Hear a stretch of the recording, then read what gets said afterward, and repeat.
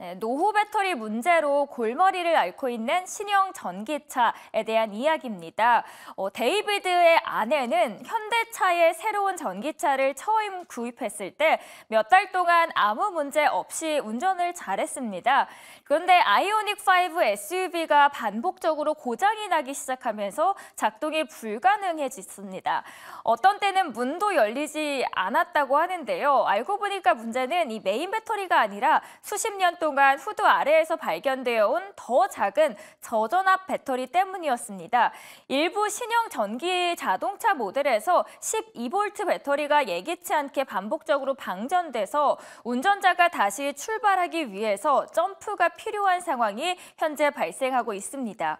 이 문제가 얼마나 널리 퍼져 있는지는 확실하지 않은 상황입니다. 하지만 이 문제로 인해 많은 소유자가 현재 미국에서는 놀라고 있습니다. 그리고 온라인에서 수많은 불만들이 실제로 제기가 되고 있는데요. 최근 몇 년간 현대, 리비안, 캐딜락과 같은 주요 자동차 브랜드에서 출시한 유명한 전기차에 영향을 미치고 있습니다. 또한 최소 2차례의 규제 조사를 촉발했는데요. 이런 배터리는 차량 자체를 움직이지는 않지만 훨씬 더 정교하고 전력 소모가 많은 전기차의 실내 조명과 또 전자장치의 전력을 공급한다라는 걸 알 수 있습니다. 화면 통해서도 그 안에 내용에 들어가는 배터리 보이시는데요. 그 결과로 인해서 12V 배터리는 거의 항상 켜져 있다라고 합니다. 가스 구동 차량의 배터리보다도 더 빨리 그래서 소모가 되고 있는데 소비자들 더욱 실망시킨 거는 이런 배터리가 거의 새 것에 가까운 전기차에서 갑자기 수명이 다해가고 있다는 점입니다. 또 자동차 회사들은 이미 전기 자동차로 전환하는 것에 대해서 구매자들이 더 큰 주저함에 직면하고 있기 때문에 앞으로 더 판매에 있어서는 문제가 커질 것으로 보입니다. 첫 번째 전기차에 대한 이야기 소개해드렸고요. 두 번째 이슈로 넘어가 보도록 하겠습니다. 대선 펼쳐지면서 이번에 바이든의 정책 관련된 이야기입니다. Plan to shore up Medicare revived. 다시 부활한 메디케어 강화 계획을 소개한 겁니다.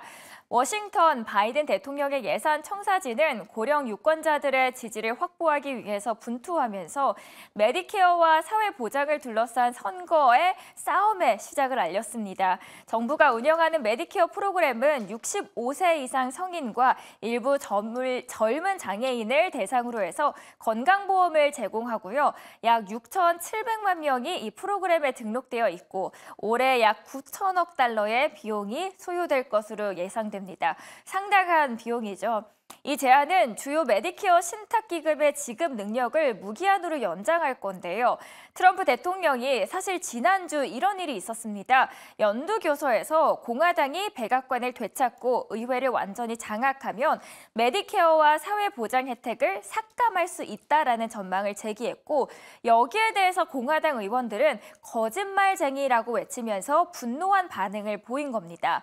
바이든은 연설에서 통로 반대편에 있는 많은 친구들이 사회보장제도를 도마 위에 올려놓기를 원한다라고 말했습니다.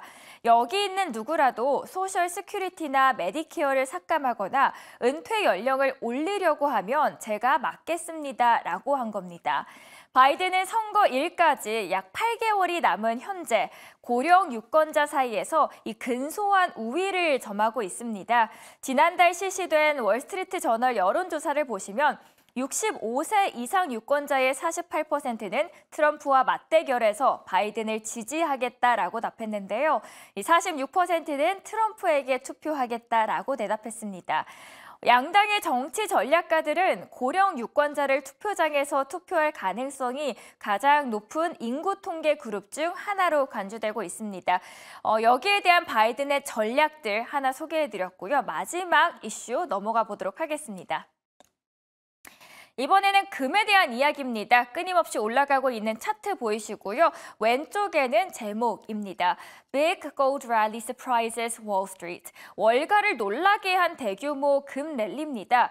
귀금속은 전통적으로 변동성 그리고 지정학적 위험이 있는 시기에 피난처로 여겨져 왔습니다. 그런데 이번 상승은 미국 경제에 대한 투자자들의 낙관론과 맞물리면서 주식과 같은 위험 자산을 최고치로 끌어올린 것과 일치합니다.